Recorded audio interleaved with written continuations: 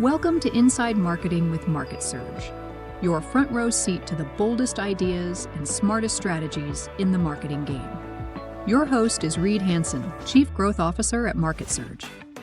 Hello and welcome back to Inside Marketing with MarketSurge. Today's guest is the one and only Richard Blank, a Northeast Philly native who bet on himself, packed what mattered, and that included his Spanish fluency, and headed to Costa Rica. What was supposed to be a short training gig turned into the foundation of Costa Rica's call center, which he built up from a one-seat operation to a thriving nearshore BPO powering inbound support, lead gen, appointment setting, and more. He's trained over 10,000 bilingual telemarketers, runs a telemarketing school, and even infuses retro arcade gamification like pinball games and jukeboxes into company culture. He holds a communications and Spanish degree from the University of Arizona, plus a language certificate from Seville, gives back to his alma mater with a scholarship, and has appeared on podcasts exploring leadership, growth, and how to make work feel like play. Are you ready to dive in? Welcome, Richard. Hey, thank you so much, Reed. That was quite the introduction. Perfect Cliff Note version, but definitely getting an ROI on my education at the University of Arizona. Awesome. So you moved down to Costa Rica full time. I think it was age 27, I think I saw. That was supposed to be a temporary gig. So what made you stay, and what were the first moments that made you think that you could make a business down there? How many vacations have you been on where you said, I could live here? How to Oh, yeah. figure out a way. Right. 27 is a very interesting age in regards to certain musicians that passed on, but sometimes That's true. it's really, you're still young, but you're not too old. And I kind of see it as a shedding skin coming of age time, not just when you're 13 beating up a bully or getting on your first date. But I was in between jobs. I wasn't lost. I was just trying to decide where I wanted to spend the next couple decades. So my cousin Joe said, hey, Ricardo, why don't you come to Costa Rica for a couple months and work at my friend's center, teach English for a little bit, take a time out. Sometimes when you're in a certain environment, you see more than what's offered. And it wasn't like I was doing things to earn my stripes or to put in my time. No, I'm not writing something on a chalkboard or washing dishes. I was in a linguistic environment. It's different from what Hollywood shows when you walk into a real call center. I still believe in the art of speech. And when you're dealing with people that are bilingual, it bears the mark of higher education. Imagine their engagement. And so I felt the energy. I saw the artist nature of it. I saw the camaraderie and the mutual support at this type of job compared to others where it's cutthroat and people laugh with others. And so I knew this. I can give it an equivalent to wiffle ball with a big red bat. It's underhand pitches. I knew I could do this. I just got to learn it, but I got Yeah. the tingles and I decided to stay. And so I was at my friend's center for 4 years, learning the business from the inside out and learning the Costa Rican culture. And then in my mid 30s, I threw my hat in the ring, started my business. And here we are 19 years later. I can't believe it. It's almost like the stars were aligned. My brother, this should have never happened. But it did. And Yeah. from time to time, you got to grab onto the tail and see where it takes you. So, I have a note here. You did this without any outside investment. So you've bootstrapped your way now, which is fantastic. How have you done this wisely where, you haven't got out ahead of yourself and put yourself in bad financial situations? What kinds of calculations do you make when you're deciding whether to grow or be more conservative? Two things. It's about being financially responsible. I got to make sure I cover payroll and other things to stay in business. And second, I was never really into what's behind the curtain. Like even in The Wizard of Oz, when they pulled the curtain back and you saw this guy moving things and touching things, it kind of deflated the image. And I didn't want that. I wanted consistency. You can rent the most expensive real estate for a call center, but if the majority of your clients don't visit you, and the environment is an overkill to what people should be doing. Kind of like Rocky 3 when he trained in that nice gym, he got his ass kicked. Had to go out to California and go to an old school gym. And so I grew up in Northeast Philly, 70s and 80s kid. And so I kind of like grit. And I like when coaches call the balls and the strikes. and they make you toughen up a little bit. And when you look left and right and the people that are with you, they get better. So I like surrounding myself with people that are willing to put in the time and have core. And so for me, you know, with the technology, I have the CTO and I have other people, but I wanted to go what I could bring out of you. Mm. You ever see a kid get into a fist fight? He's exhausted, but there's still something in him that keeps him standing. Maybe it's his pride or his boys are around him or he just wants to test himself. And I felt that this industry was a luxury trade, besides the technology behind it and the bad rap sometimes telemarketers get. As I mentioned before, it gives you such self-confidence and reliance to communicate with someone through a medium and to convert a call and to extend calls and to focus on your quality. And I thought it was beautiful. And so for me, I wanted to, through gamification, maybe it was the pinball machines or the air hockey table or the fighting machines, that someone could, um, as I mentioned, have a breakthrough. If you see somebody laughing at work, Reed, see a different side of them. I mean, they're Yeah. vulnerable because they might laugh funny, but Right. you see that they have a real side to them and you might connect through other ways. And so I wanted to see if I could be that guy that bring the best out of people linguistically. And so, Mm. um, how did I start this thing? Well, Grandma always said, if you can't pay for it in cash, you shouldn't do it. Mm. So I was raised to act my wage, and I believe in the word pacing because you could either putter out or you could be too slow or you stall out. So there's always that, like in golf, that sweet spot on your three wood. There's a perfect Nice. place to hit Nice. it. Hmm. So what did I do? Well, I was a guest in this country. So I didn't have a home court advantage. I needed to surround myself with experts, but that was at the second stage. The first stage for me was renting a turnkey station at a blended call center, kind of like a fancy internet cafe. I didn't Hmm. own the plane, but I could do seat by seat and row by row. And I did that way so I could pay for the seat, the salary, benefits, and make my margin. It was a glamorous no, but exciting, like freshmen living in the dorm. You don't want to be there all college, but it's freaking fun, Yeah. fall of freshman year. So I was in the honeymoon stage and this plane took off and I couldn't believe that I was retaining clients and people would stay with me for a while and I was actually able to adjust with that attrition rate. And then after a couple of years when I had the stability of the clients and some capital, I rented space and I also bought used equipment. I'm willing to admit it. And so I wanted to avoid the 80% import tax. And so it's like the depreciation of a car. When you buy it, I'll still get the Porsche, just let me buy it a year later. So I'm not, I save 50 grand.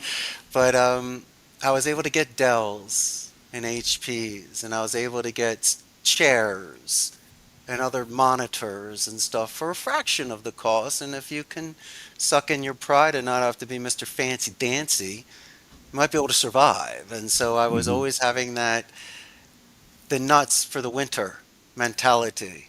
Mm. I always wanted to do that like a squirrel. And so I did that for 6 years. And then when I really had the capital and I really had the clients, then I purchased property, put on a third floor, decked it out Art Deco with neon lights and marquees, the old school way.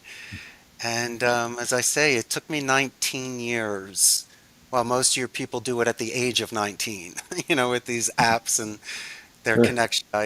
Unfortunately, my man, with a football analogy, I had to grind out the yardage in the first downs. These weren't Deion Sanders long runs. I really had to grind this out. But when you have momentum, eventually, Reed, you and I are going to put that ball in the end zone. And so Yeah. I just knew just to hang in there for the long game. Where do you think your grit comes from? So, you mentioned North Philly and you used aptly the Rocky Balboa metaphor earlier. Um, I mean, do you think it comes from your family or do you think it's, you're born with it? Where do you attribute it to? Since you're since we're friends, I'll definitely disclose some of my method of my madness. It had a lot to do with some losses. Mm. When I was 13, I was politely asked to leave the private school that I was at. Mm, I And see. that was the school that my father and brother graduated from, a prestigious school called Germantown Academy. I was there since Yeah, kindergarten, got kicked I out in actually heard seventh of grade. it. And I had poor grades. I really did. I failed all my classes. Was I rebelling? I don't know. It was just a weird year for me. And so they kind of gave up. But I didn't want to give up on myself while sitting there at summer school. And so I wanted to make sure that I wasn't that kid that the mother's committee whispered about or the kids weren't allowed to play with or the teachers made an example of. That was an interesting time for me. And so going from there to Abington, and you had mentioned the scholarship, sure, I do a scholarship for a graduating senior that wants to study second languages like me. Oh, awesome. Someone, when you see the dedicated practice read, that's above and beyond the classroom. The kid really loves what he does.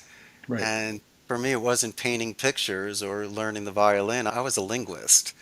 So I was constantly studying my Spanish. And so um, that made that circle complete. And also my family. My family runs a real estate company in the United States. That's what we've always done. And we're in the garment industry back in New York. It's the kind of thing where if something is set up for you, it's good. But Mhm. when it's homemade and you do it yourself, it's the sweetest taste in the world. And I just wanted to see if I could do it. Mhm. You know, I didn't want to use my parents' and friends' connections. I wanted to start from scratch. Yo, the first car I bought down here for $200 was a 1993 Yugo GVX. Yugo. It was the grand value extra. Right. It had Fantastic. seats that moved forward. But why did I want to do it? Because I wanted to start in the tent in the game of Mhm. life and maybe end up in a mansion. I wanted to really see if I could be raw and if Richard had the value. And I did. And so these were a lot of personal tests I had to get through family guilt. I had to make my argument. I couldn't compare notes to anybody because no one was a Spanish major. No one wanted to start a call center. So, what kind of notes can I compare to my buddies? They had no Yeah. clue. They just wished me well. And so, um, you want to have a hero's journey. You want to live a life where you go somewhere, come back, and tell tall tales, and you learn something. And so, when we're reading these fables and people are giving us these stories of winners and adventurers, I kind of wanted that too.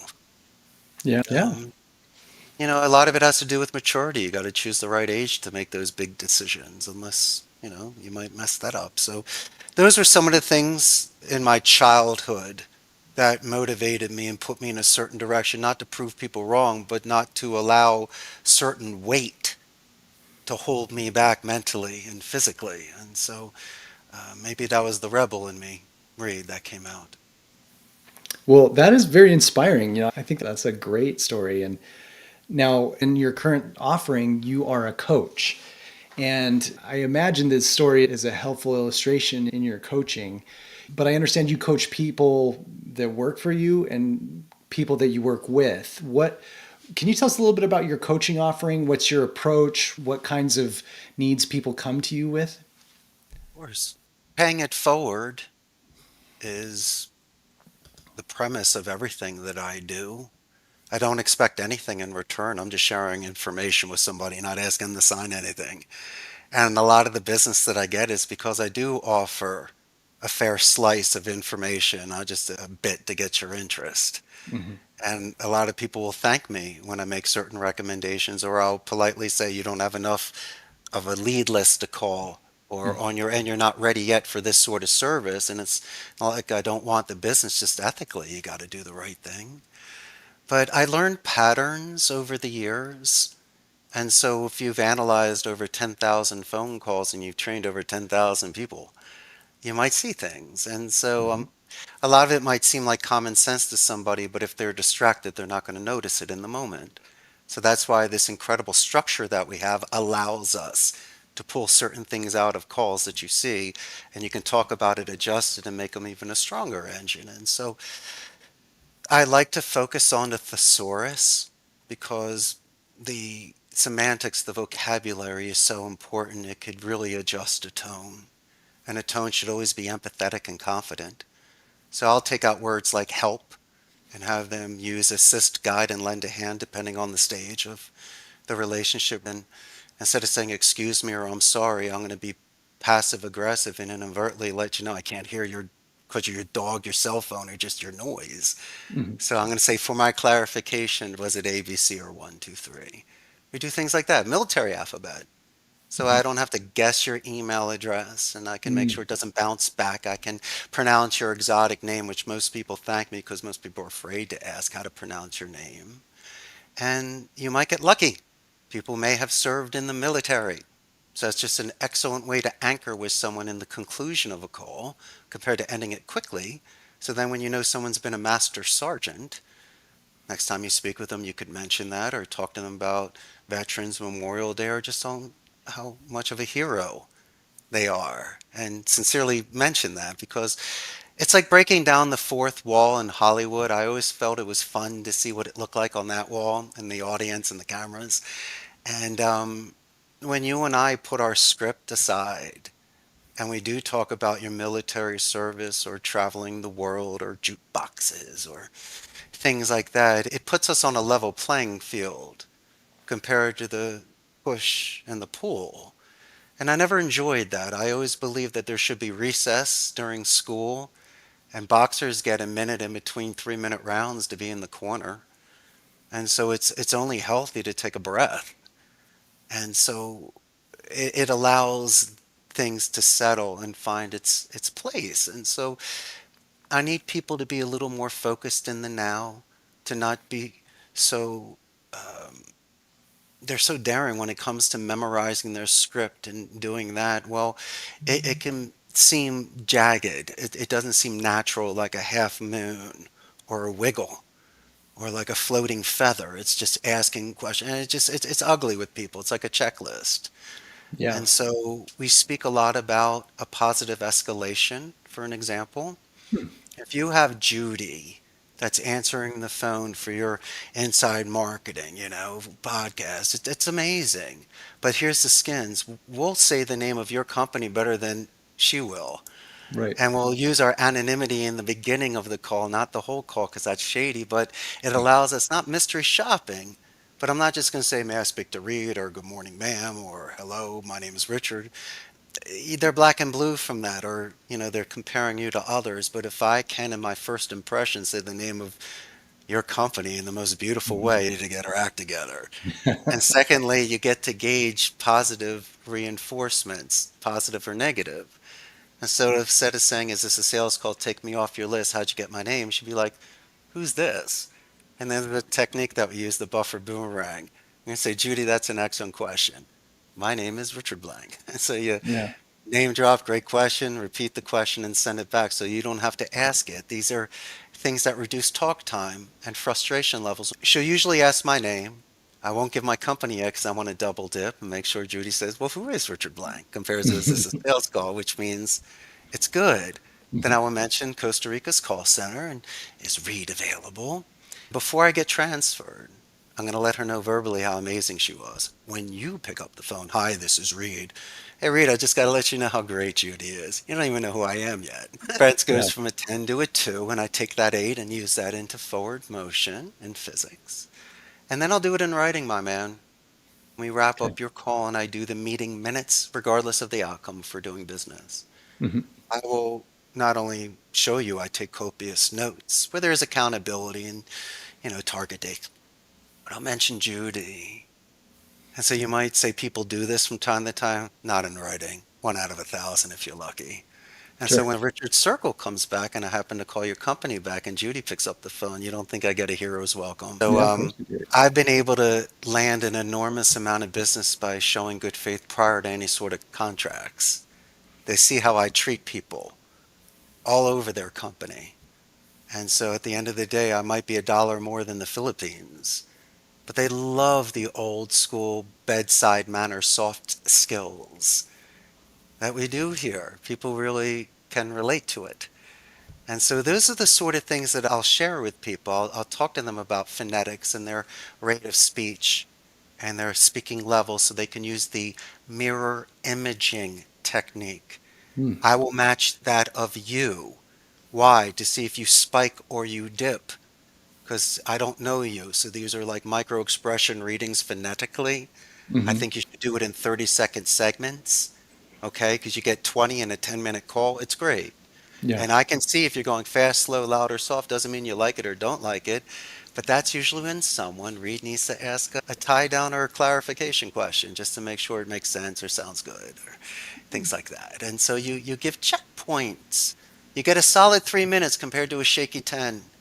And you have romantic deaths where if the call does not work out, at least you and I know that we gave it our college try. This is a real Yeah. call. It just so happens the percentage didn't work that way. You wanted seafood when I sell steak. And so um, these are the sort of things, my final point on this. It's something that you can use outside of the office. So instead of just putting it away in a drawer until tomorrow morning, these are the sort of skills that can save a marriage, a Thanksgiving dinner, make you a new friend. And your life will be much more enriched with these skills that you enhance. Interesting. Well, I am not surprised that a 25-year veteran of this is talking circles around me and telling such compelling stories. And I feel like I need this service. I need this as a part of my offering. And you're very persuasive. One last thing I want to touch on. I don't like to do marathon podcasts, but I wanted to ask, there are a lot of people that are considering and balancing costs, say they have a large operation that they like to do outreach with, and they're starting to weigh some of these new voice AI tools versus a service like yours. What would you say to them? Versus slander is the worst form of rhetoric. I'm not going to speak ill will of AI. Plus, they're going to be taking over one day. Right. Yeah, they're listening. Let's talk about the advantages of AI, and then we can gauge it accordingly. Um, for me, AI is a gathering tool for the call center industry. You've been on IVRs, integrated voice response systems, or you entered your information. Some of it's accurate. Sometimes you get frustrated and have to repeat and press zero. But they'll bring the ball down to the 10-yard line.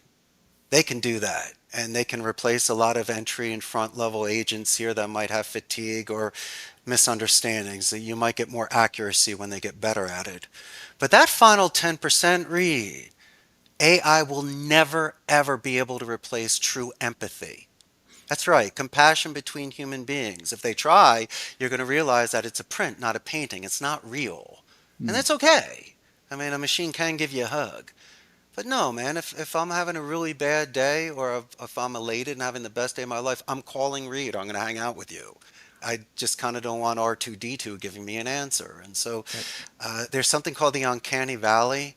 The more that these machines get human-like, it might freak us out a little bit to the point of where we don't want to speak to a machine because we feel inferior, intimidated, or we know that it's replacing one of our own. It's just, I know that a lot of people are doing robocalls or they have omni-channel non-voice Mm. responses like a chat and email, things like that. And it's, you can get the immediate response, you can get what you're looking for. It's great for companies, but there's a lot of people that still like to listen to vinyl, okay? Right. And they like to Right. hold the book in their hand and read it. And there are people like myself that will pay the extra 10% if I can press zero and speak to Judy to work with me on a reservation or the experience. I just don't know. It's just my way. But yes, AI will be making my industry a lot more tidy and flexible for the consumer. And but on the flip side, if you kind of want that grandma apple pie, all American feel, you might still want to have that person answering the phone for you and being there for you because they can truly represent your company in the best light. They can uncover things that maybe AI would have not been able to uncover during a call. They might be more effective when it comes to retention to save a client compared to just filling out a complaint form. Mhm. They might earn more referrals than a computer program. They might be satisfied with your service, but if you're speaking to someone, you might tell three or four of your friends to call Richie at extension 101, and how about the most mature answer, Reed? The exit interview. Let's just say something does go wrong. You might save the company money or a direction if you do have that human speaking to the other human so they don't feel rushed or just filling out that form, and even upselling. I mean, if someone's in a great mood, you can share with that transfer of energy, that electromagnetic transfer. And Yeah. how do I explain? I'm not pitching my business so I stay in business. I'm very realistic on No, what can be done. you're But doing a great job. it's like the farmer. Do you think he wants to go there and milk the cows or have the machine do it? I don't know. I think when a farmer sits with the cow and pats it and talks to it and spends that 30 to 5 a.m. time with the cow, there's that connection. Maybe the milk tastes better. I don't, but I think it does. Yeah. Well, absolutely. Richard, where can people who want to work with you, want to take you up on this great service you offer, where can they reach you? When it gets really cold, you should buy a ticket and fly to Costa Rica. We're Did I only lose in you, Richard? Central America, man. I'm north of Panama and south of Nicaragua, just a couple hours away from a direct flight. And real quick about this beautiful country, democratic society in Central America, no standing army. They Richard, can put you their hear money me? into education, so they got a 95% literacy rate. And check Oh, this out, Reed. They have companies such as Amazon, HP, Intel, and Oracle that are here. So they're a player. and Richard, I'm sorry, you cut out just for a second, so I got the last of your response. So I don't know if you heard my question. I was just asking if people are looking for your services, where can they find you? I might just ask you to repeat it. Not Just a so, problem. okay, Buying yeah. that first class plane ticket and flying down here during your cold months. Love Because I it. mentioned we're right here in Central America, north of Panama, south of Nicaragua. It's just a couple hours, and it's safe. It's a democratic Awesome. society, no standing army, Awesome. 95% education rate, and so Amazon, HP, Intel, Oracle are here. So I've been very impressed with the infrastructure and living here. I've never felt in danger or threatened. It's pura vida. Is what they say in Yeah. Costa Rica, it's pure life, and that's the sort of culture and lifestyle that they have. But your audience can shoot me an email at CEO at Okay. Costa Rica's callcenter.com. Just check me out online. And as I mentioned, I can't thank you enough. The greatest thing for me to do is to hang out with you on your podcast, share Thank some you. ideas. And listen, I'm not one of those telemarketers that will call you during dinner. If I do, let Reed know. He'll kick my ass. We try to show individuals in this industry that it is a means to an end. You can produce a lot of business, save a lot of business, and just kind of learn the workings of a call center infrastructure and why it might be an advantage to a small to a medium-sized business that want to unload some of those duties to someone like us so they can grow. That's awesome. Well, thank you so much, Richard, for joining us today. And I'll include your links in the show notes as well. And please reach out. Richard obviously does great work. And I think this is a great offering for many small and medium-sized businesses that do outreach. Yeah. Want to stay ahead of what's actually working in marketing right now? Head over to MarketSurge.io and see how we're helping businesses grow smarter, faster, and louder. That's MarketSurge.io, because your next breakthrough shouldn't be a guess.